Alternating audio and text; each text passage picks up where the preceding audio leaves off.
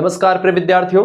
आज की वीडियो के माध्यम से हम लोग चर्चा करेंगे मनोविज्ञान के अध्याय संख्या 1 के बारे में, यानी इकाई 1 अध्याय संख्या 1 के बारे में हम लोग जानेंगे, जिसमें हम मनोविज्ञान के अर्थ को डिटेल तरीके से, मनोविज्ञान की परिभाषा को विभिन्न विद्वानों ने कैसे परिभाषाएं दी, हिंदी और अंग्रेजी दोनों भाषाओं में आपको बताने का प्रयास करेंगे।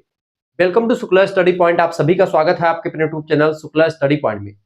आज की वीडियो के माध्यम से साइकोलॉजी चैप्टर संख्या 1 से बनने वाली इंपॉर्टेंट चीजों के बारे में मैं आपको बताऊंगा। कौन कौन से क्वेश्चंस फंसते हैं, ऑब्जेक्टिव टाइप चाहे लिखित टाइप, सब कुछ समझाने का प्रयास रहेगा। इसके अलावा बीए के प्रथम सेमेस्टर में आपने एडमिशन लिया है, मनोविज्ञान आपका सब्जेक्ट है, तो ऐसे ही चैप्टर वाइज क्लासेस भी आपको मिलती रहेंगी और साथ ही साथ में आपको मॉडल पेपर, रिविजन क्लास, महामैराथन क्लास के माध्यम से संपूर्ण सिलेबस को कवर भी कर दिया जाएगा एक दो वीडियो के माध्यम से।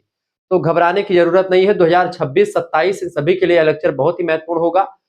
तो इसमें पढ़ना क्या है, मनोविज्ञान में आपको बेसिक क्या पढ़ना है भैया, बेसिक साइकोलॉजिकल प्रोसेस। क्या पढ़ना है? बेसिक साइकोलॉजिकल प्रोसेस के बारे में पढ़ना है। यानी कि इसको क्या बोलेंगे, इसको बोलेंगे आधार, यानी कि साइकोलॉजी का क्या पढ़ना है आपको, साइकोलॉजिकल आधार, यानी प्रोसेस का आधार पढ़ना है आपको। ठीक है, ये बात आप ध्यान रखें। यानी कि एक जो साइकोलॉजिकल चीजें होती हैं, बेसिकली अगर कहें हम हिंदी में इसको, तो आधारभूत मनोवैज्ञानिक प्रक्रियाओं के बारे में आपको पढ़ना है।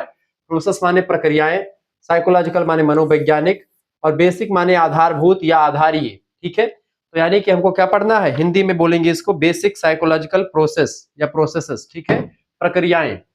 चैप्टर संख्या 1 में आपको क्या पढ़ना है, इसमें हम लोग पढ़ेंगे मनोविज्ञान का अर्थ और परिभाषा के बारे में। बहुत ही बारीकी के साथ आपको एक एक पॉइंट को समझाने का प्रयास करेंगे, विस्तार से सरल भाषा में आपको समझाने का प्रयास रहेगा, यह बात ध्यान है। इसके बाद में चैप्टर संख्या 2 के बारे में हम चर्चा करेंगे। ठीक है, चैप्टर संख्या 2 में हम लोग क्या पढ़ेंगे, चैप्टर संख्या 2 में हम लोग पढ़ेंगे मनोविज्ञान का विषय क्षेत्र, यानी स्कोप ऑफ साइकोलॉजी के बारे में, कि विषय क्षेत्र यानी साइकोलॉजी के अंतर्गत हमको क्या क्या पढ़ना होता है। ठीक है, क्या क्या टॉपिक्स आपको पढ़ने होते हैं, वो सब चीजें डिटेल में हम चर्चा करेंगे। उसके बाद में चैप्टर संख्या 3 फिर 4, यानी 4 चैप्टर्स के माध्यम से इकाई संख्या 1 आपकी समाप्त हो जाएगी। फिर इकाई संख्या 2 के बारे में हम चर्चा करेंगे। आपने इंटर पास करके आप आए हैं, आपको कुछ नहीं पता मनोविज्ञान क्या है, मनोविज्ञान के बारे में आप कुछ नहीं जानते हैं, कोई दिक्कत की बात नहीं है। आप इंग्लिश मीडियम छात्र रहे हैं चाहे हिंदी मीडियम छात्र रहे हैं, दोनों के लिए यह लेक्चर बहुत ही महत्वपूर्ण रहेगा, यह बात आप ध्यान रखेंगे। तो आपको घबराने की बिल्कुल जरूरत नहीं है। शुक्ला स्टडी पॉइंट पिछले 7 से 8 वर्षों से लगातार आपके लिए बीए के क्षेत्र में कार्य कर रहा है और आपको बेहतर अंदाज में चीजों को समझाने का प्रयास करवाता रहा है। ठीक है, तो आप बड़ी जबरदस्त जगह है, शुक्ला स्टडी पॉइंट पर आए हैं। तो बेसिक साइकोलॉजिकल प्रोसेसेस यानी कि आधारभूत मनोवैज्ञानिक प्रक्रियाएं, इकाई संख्या 1 में हम लोग 4 चैप्टर, यानी 1 चैप्टर से लेकर के 4 चैप्टर तक पढ़ेंगे, यानी 4 क्लास के माध्यम से इकाई संख्या 1 आपकी समाप्त हो जाएगी। ठीक है, अब आइए चीजों को हम जानने का प्रयास करते हैं। आप इस चैनल को सब्सक्राइब कर लीजिएगा, क्योंकि इसी प्रकार से केवल मनोविज्ञान की ही क्लास इस पे नहीं मिलती है, बल्कि जियोग्राफी, पॉलिटिकल साइंस, इकोनॉमिक्स, सारी क्लासेस आपको मिलती रहती हैं। न्यू बैच स्टार्ट हो चुका है, जिनको भी जुड़ना है वो जुड़ सकते हैं। देखिए, मनोविज्ञान, सबसे पहले आपके दिमाग में प्रश्न उठता है कि मनोविज्ञान क्या है। अंग्रेजी वाले what is psychology, question mark, इसको हिंदी में प्रश्नवाचक चिन्ह कहते हैं। आप सभी को पता होगा ये चीज। व्हाट इज साइकोलॉजी, साइकोलॉजी क्या है, मनोविज्ञान क्या है, समझे। पहले मनोविज्ञान दर्शन शास्त्र की एक शाखा थी। दर्शन शास्त्र क्या होता है, दर्शन शास्त्र को फिलोसॉफी कहते हैं। फिलोस और सोफिया, दो शब्दों से मिलकर के बना है फिलोसॉफी। किन दो शब्दों से बेटा, पहला शब्द आपका फिलोस और दूसरा होता है सोफिया। ठीक है, तो फिलोस और सोफिया शब्दों से मिलकर के बना है। यानी फिलोस मतलब होता है ज्ञान, ठीक है, सोफिया मतलब होता है प्रेम, यानी ज्ञान से प्रेम करना या ज्ञान के प्रति अनुराग होना ही साइकोलॉजी का मतलब होता है। ऐसे समझे, दर्शन शास्त्र क्या होता है, दर्शन शास्त्र की अगर बात किया, दर्शन, दर्शन माने देखना, शास्त्र माने ऐसा विषय जिसमें किसी भी चीज को देख करके हम उसके बारे में अध्ययन करते हैं। जैसे कि मान लेते हैं हमने ये रिमोट देखा, अब यह रिमोट कैसे बना होगा, किस तरीके से बना होगा, इस रिमोट में कौन कौन से प्रोडक्ट लगे होंगे, इसके बारे में हम तह तक जानकारी लेंगे एकदम से पूरा, क्यों, कैसे, कब, क्या है, इसका उपयोग कैसे होगा। यानी इसमें हम एक दार्शनिक दृष्टिकोण से अध्ययन अगर इसका करेंगे तो वो दार्शनिक कहलाएंगे हम। और जिसका अध्ययन कर रहे हैं, तमाम सारी चीजें मैंने बताई, क्या, कब, कैसे, तो एक दार्शनिक पॉइंट ऑफ व्यू हो गया। यानी दर्शन शास्त्र में इसी का अध्ययन किया जाता है। तो पहले दर्शन शास्त्र का एक शाखा के रूप में मनोविज्ञान को हम लोग जानते थे, पढ़ते थे। लेकिन मनोविज्ञान को धीरे धीरे करके विद्वानों ने अपने अपने हिसाब से परिभाषित करना शुरू कर दिया। मनोविज्ञान को आत्मा का विज्ञान कहा गया, फिर मनोविज्ञान को मन का विज्ञान कहा गया, मनोविज्ञान को फिर उसके बाद में क्या कहा गया, मनोविज्ञान जो है किसका विज्ञान है, मानव मस्तिष्क का विज्ञान है। फिर कहा गया नहीं, मनोविज्ञान जो है किसका विज्ञान है, व्यवहार का अध्ययन करता है, psychology is the study of human behaviour. ये आधुनिक विद्वानों ने बताया। तो एक प्रोसेस, एक जो विकास हुआ, किस तरीके से विद्वानों ने बताया, कौन कौन से विद्वानों ने क्या क्या कहा, किस शताब्दी में कहा, इसका पूरा चार्ट आपको समझाने का प्रयास रहेगा। यानी चैप्टर संख्या 1 आज के वीडियो के माध्यम से मैं समाप्त करूंगा, और इससे बनने वाले समस्त प्रश्न, चाहे ऑब्जेक्टिव हो चाहे लिखित हो, किसी प्रकार का कोई डाउट आपके दिमाग में नहीं बचने वाला है, ये शुक्ला स्टडी पॉइंट का दावा रहेगा। ठीक है, चलिए। पहले मनोविज्ञान किसका, दर्शन शास्त्र की एक शाखा थी, यानी दर्शन शास्त्र के अंतर्गत ही हम मनोविज्ञान को पढ़ते थे। परंतु अब यह एक स्वतंत्र विषय के रूप में हमारे सामने आया है, यानी कि यह अब जो वर्तमान में हम लोग देख रहे हैं एक स्वतंत्र विषय के रूप में, यानी मनोविज्ञान एक अलग विषय बन चुका है।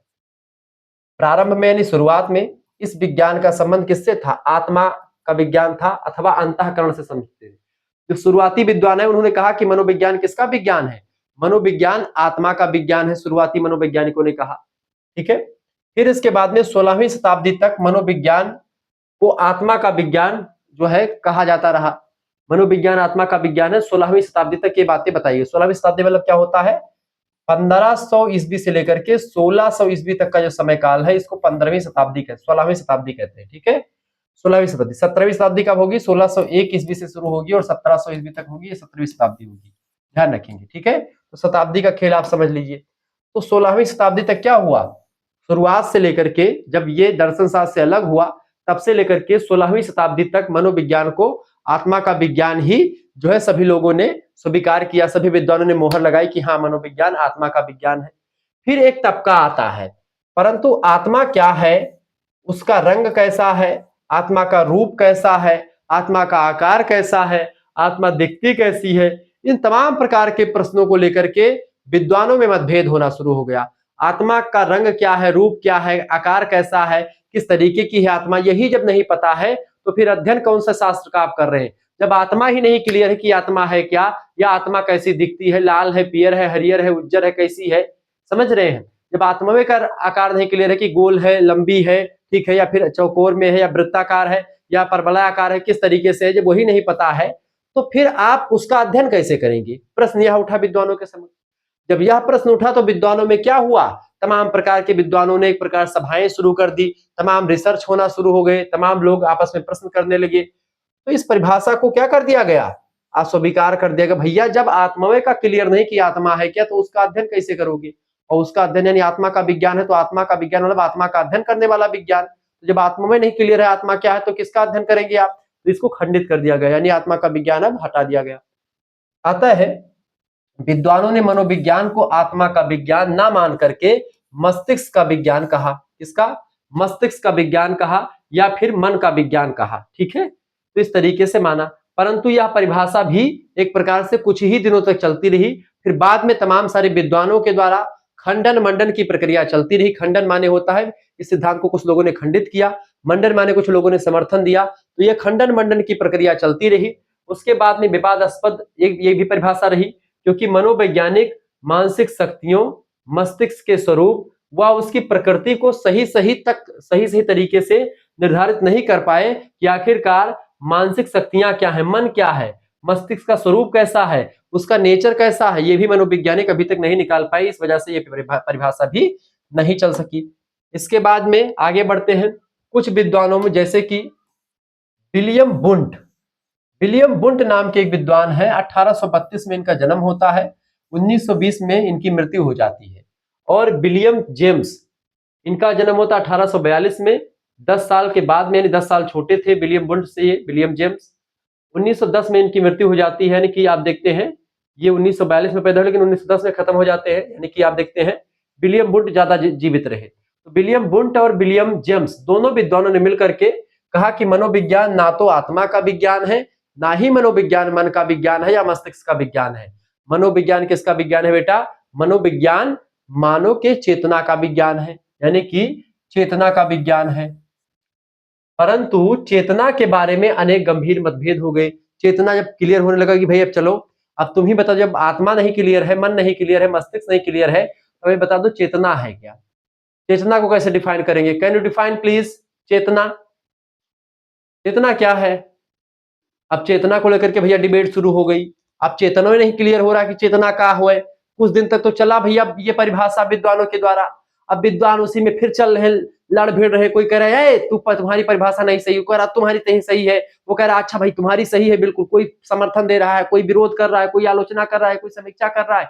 तमाम प्रकार की प्रक्रियाएं चलती रहती हैं और इस तरीके से ये भी विचारधारा खंडित हो जाती है कि मनोविज्ञान ना तो आत्मा का विज्ञान है, ना ही मन का विज्ञान है, और ना ही चेतना का विज्ञान है। इस तरीके से विलियम वुंट के द्वारा दी गई यह परिभाषा भी खंडित कर दी गई विद्वानों के द्वारा। आगे आते हैं, अब एक दौर आता है बेटा, उस दौर का नाम है व्यवहारवाद का उदय होता है। व्यवहारवादी विचारकों का दबदबा होता है, और व्यवहारवादियों का एक प्रकार जब दबदबा एक प्रकार से आता है सामने, तो उस तरीके से अब समझो ये आ गया भैया कंक्लूजन पर। आप व्यवहारवादियों के अनुसार बिहेवियरलिज्म जिसको कहते हैं, एक विचारधारा है, उसको मानने वाले को बिहेवियरलिस्ट कहते हैं, ठीक है, यानी कि व्यवहारवादी कहते हैं। मनोविज्ञान व्यवहार का विज्ञान है। ह्यूमन व्यवहार मतलब केवल व्यवहार का नहीं, क्या पशुओं के व्यवहार का अध्ययन को मनोविज्ञान कहते हैं? उसका अध्ययन नहीं करते आप। मनोविज्ञान मानव व्यवहार का अध्ययन करता है। Psychology is the study of human behaviour. समझ में आ रही चीजें बेटा? अगर समझ में ना आए तो एक बार तुरंत कमेंट करके बता दो, गुरुदेव क्या पढ़ा रहे हो, समझ में नहीं आ रहा है। अगर समझ में आ रहा है तो प्लीज लाइक ठोक दो कि गुरुदेव आप जैसा विद्वान टीचर हमको मिला और आप हमारी नैया ऐसे ही पार लगाओगे। मैं विद्वान नहीं हूं, लेकिन अपने आप को कभी कभी मुझसे निकल जाता है। बाकी आप लोगों के लिए मेहनत करता हूं, तो मेहनत मेरी अगर आप सफल करेंगे तब जब लाइक करेंगे वीडियो को, चैनल को सब्सक्राइब करेंगे और शेयर करेंगे सभी दोस्तों के साथ। तो मनोविज्ञान व्यवहार का विज्ञान है। आज भी मनोविज्ञान मानव व्यवहार का अध्ययन करता है, ह्यूमन बिहेवियर का अध्ययन करता है। मानव के व्यवहार अनेक कारणों से प्रभावित होते हैं, क्योंकि मनुष्य का व्यवहार एक सा हमेशा नहीं रहता है।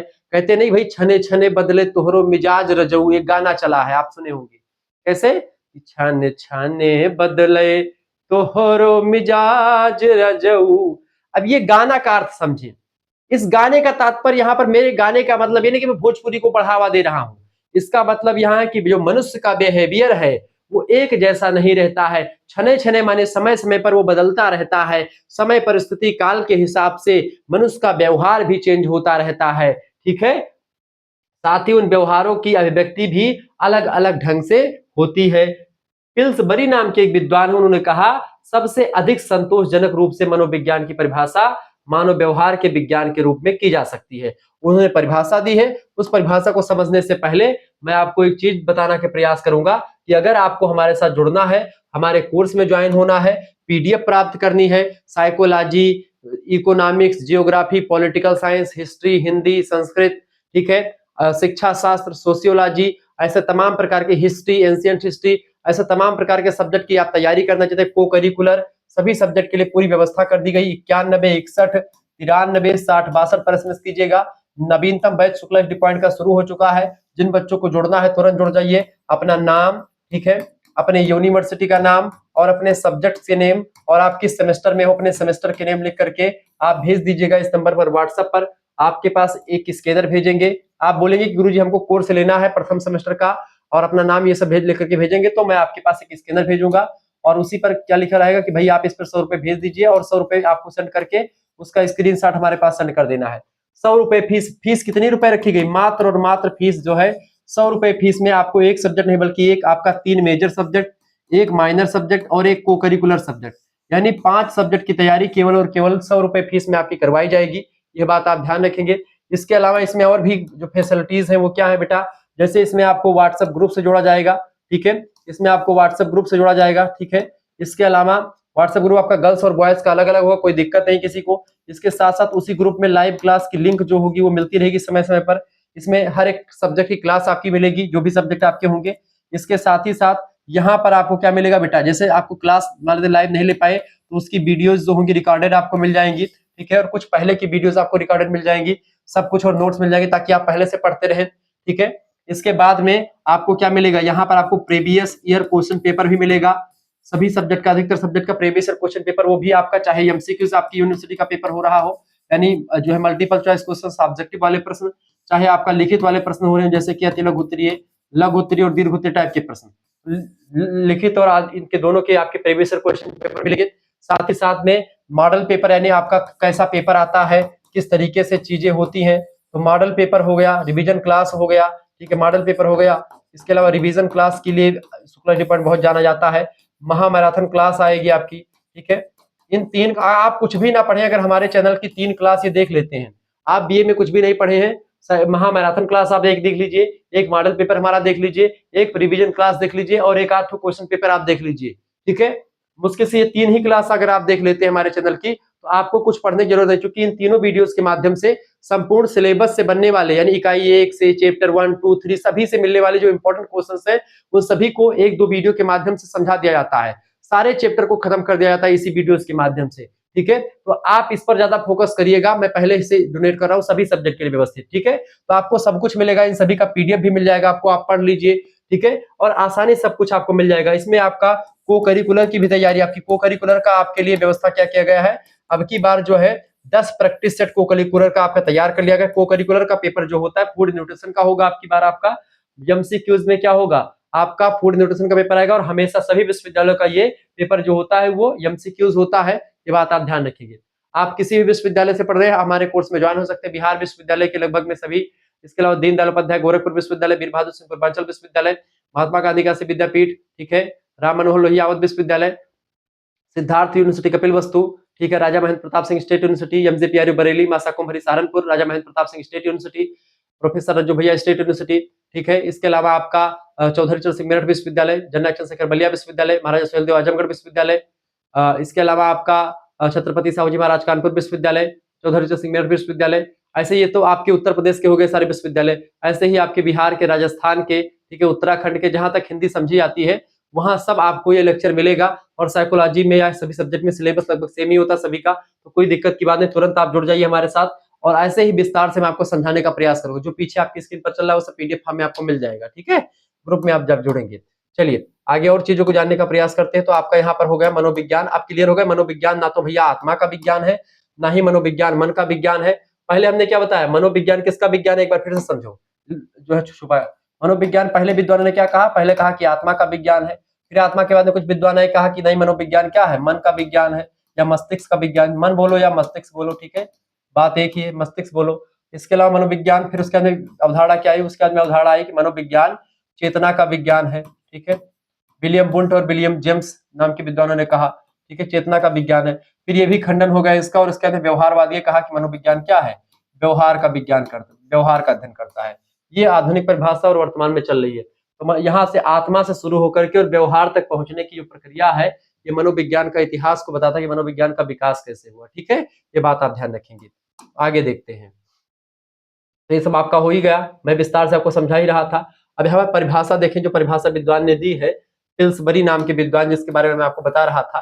तो पिल्सबरी नाम के विद्वान, उन्होंने क्या कहा, पिल्सबरी महोदय ने, कि साइकोलॉजी में be most satisfactorily defined as the science of human behaviour, यानी कि मनोविज्ञान क्या है, सबसे अधिक संतोषजनक रूप से मनोविज्ञान की परिभाषा मानव व्यवहार के विज्ञान के रूप में की जा सकती है। इसी चीज को इन्होंने कहा पिल्सबरी ने, ठीक है। ये अंग्रेजी में वही चीज लिखा है, यही चीज हिंदी में लिखा हुआ है, आपके समझ में आ गया होगा। अब एक चार्ट के माध्यम से अभी तक जितना हमने समझा उसको देखने का प्रयास करते हैं, इसका विकास कैसे कैसे हुआ, किन किन विद्वानों ने इसका समर्थन किया। देखें 4 धारणाएं मैंने आपको बताई थी, कौन कौन सी बेटा, मनोविज्ञान आत्मा का विज्ञान पहले, फिर मन का विज्ञान, फिर आपका चेतना का विज्ञान, और फिर बिहेवियर का, यानी कि मानव व्यवहार का अध्ययन। अब समझे, विकसित अवस्था, पहली बात, पहले विद्वान ने क्या कहा, मनोविज्ञान आत्मा का विज्ञान है। अब ये कब तक चला आपका, ये चला बेटा कब तक, ये चला आपका ईसा पूर्व से लेकर के, ईसा पूर्व मतलब कि ईसा पूर्व 0 ईस्वी से लेकर के ईसा मसीह के जन्म से पहले से लेकर के 16वीं शताब्दी तक ये निर्विवाद रूप से चलता रहा कि मनोविज्ञान आत्मा का अध्ययन करता है। इसमें सुकरात, अरस्तु, प्लेटो और देकार्ते, रेन देकार्ते नाम के विद्वानों ने समर्थन किया इन चीजों का कि मनोविज्ञान आत्मा का विज्ञान है। फिर दूसरी विचारधारा आती है, दूसरी विचारधारा जो है बेटा, उस विचारधारा का क्या नाम है, मन का विज्ञान। कहा गया मनोविज्ञान मन का विज्ञान है या मनोविज्ञान मस्तिष्क का विज्ञान है, ठीक है। 16वीं शताब्दी से लेकर के 17वीं शताब्दी तक चलता रहा, यानी कि ये मान लेते हैं कि ये लगभग 100 वर्षों तक इसमें निर्विवाद रूप से चलता रहा मनोविज्ञान, मन का विज्ञान। फिर इसमें खंडन हुआ और उसके बाद में इसको विद्वान थॉमस रीड नाम के विद्वान इसका जो है समर्थन कर रहे थे कि मनोविज्ञान मानव के मस्तिष्क या मन का विज्ञान है। फिर तीसरी धारणा आती है, बेटा कौन सी? तीसरी धारणा आती है कौन सी? चेतना का विज्ञान। यानी 17वीं शताब्दी में 19वीं शताब्दी तक चलता रहा, यानी कि आप देखें 200 सालों तक चलता रहा चेतना का विज्ञान। विलियम जेम्स, ठीक है, विलियम बुंट और टिचनर, तमाम प्रकार के विद्वानों ने इसका समर्थन किया कि मनोविज्ञान चेतना का विज्ञान है। ये भी खंडित हो गया, यानी कि ये खंडित हुआ, ये खंडित हुआ, ये खंडित हुआ, लेकिन कुछ दिनों तक चलता रहा। अब जो वर्तमान में परिभाषा चल रही मनोविज्ञान की, मनोविज्ञान व्यवहार का विज्ञान है। 19वीं शताब्दी से लेकर के वर्तमान स्थिति तक जो है ये परिभाषा चल रही है, यानी कि 19वीं शताब्दी वाले 1800 ईस्वी से लेकर के और अब तक, ठीक है, इसी को बोले अब तक ये सिचुएशन चल रहा है कि मनोविज्ञान क्या है? व्यवहार का अध्ययन करता है। वाटसन महोदय अच्छे व्यवहारवादी विद्वान है, उन्होंने ये बात कही। इस तरीके से मैंने आपको चीजों को समझा दिया। ये चार्ट आप इसका स्क्रीनशॉट ले सकते हैं और इसका स्क्रीनशॉट लेने की जरूरत नहीं, अगर आप ग्रुप से जुड़ेंगे तो आपको पीडीएफ मिल जाएगा, ठीक है। ऐसे ही सभी सब्जेक्ट का पीडीएफ मिलेगा, केवल एक सब्जेक्ट का नहीं, सभी सब्जेक्ट की क्लासेस में होती रहेगी। तो 100 रुपए कोई बहुत बड़ी बात नहीं है। आप सीरीज खरीदोगे, आप पुस्तक खरीदोगे तो आपके लिए वो थोड़ा सा लंबा प्रोसेस हो जाएगा, लेकिन अगर आप जुड़ जाओगे हमारे साथ तो क्लासेस भी मिलती रहेंगी, पीडीएफ भी मिल जाएगा। प्रश्न आप देखिए, मनोविज्ञान की आधुनिक परिभाषाएं, मॉडर्न डेफिनेशंस ऑफ साइकोलॉजी। अब हेडिंग डालेंगे मनोविज्ञान की आधुनिक परिभाषाएं। अभी तक जो हमने समझा वो आपका मनोविज्ञान का अर्थ और उसकी विकास यात्रा थी। अब उसकी परिभाषा को देखते हैं। देखिए, सी वुडवर्थ नाम के एक विद्वान है, वो कहते हैं कि मनोविज्ञान वातावरण, मतलब कि जो हमको चारों तरफ से घेरे हुए है उसी को वातावरण कहते हैं। उसके अनुसार, वातावरण के अनुसार व्यक्ति के कार्यों का अध्ययन करने वाला विज्ञान है। यानी psychology is the science of activities of the individual in relation to the environment. यानी कि ये व्यक्ति के कार्यों का अध्ययन करने वाला विज्ञान है। किसके अनुसार? वातावरण के अनुसार। वातावरण के अनुसार व्यक्ति के कार्यों का अध्ययन करने वाला विज्ञान या शास्त्र मनोविज्ञान कहलाता है, ऐसा सी वुडवर्थ कहते हैं। नोट डाउन कर ले, बढ़िया परिभाषा है। दूसरे विद्वान आते हैं, सी वुडवर्थ की परिभाषा को देखा सुना, तब तक वुडवर्थ महोदय परिभाषा को पढ़ा, तब तक पहुंच गए मैकडूगल महोदय। मैकडूगल ने कहा कि ये भाई वुडवर्थ, तुमने तो बड़ी जबरदस्त परिभाषा दे दी, अपना नाम हम कमा लिए। कहा हाँ भैया हमने तो कमा लिया, अब आप ही बताओ। मैकडूगल ने कहा कि हम भी बोल देंगे परिभाषा। तो वुडवर्थ ने कहा भाई तुम भी दे दो, सभी लोग दे रहे, तुम भी दे दो, क्या दिक्कत है। तो बड़े गदगद बाणी में कहने लगे मैकडूगल महोदय कि मनोविज्ञान, कहा कि हे वुडवर्थ तुमने बड़ी लंबी परिभाषा दे दी, बच्चे उसमें भ्रमित हो जाएंगे, मैं छोटी परिभाषा दूंगा। कहा क्या? कहा कि मनोविज्ञान आचरण और व्यवहार का यथार्थ विज्ञान है। यानी कि psychology is the positive science of conduct and behaviour. Conduct माने आचरण और बिहेवियर माने व्यवहार। मनुष्य का आचरण कैसा है और वो व्यवहार कैसा करता है, इसी का यथार्थ जानकारी लेने वाला विज्ञान मनोविज्ञान कहलाता है। ऐसा किसने कहा? ऐसा कहा मैकडूगल ने। तब तक वुडवर्थ एकदम से चौंक गए, अरे वाह भाई तुमने तो एक कदम हमसे आगे बढ़ा दिया।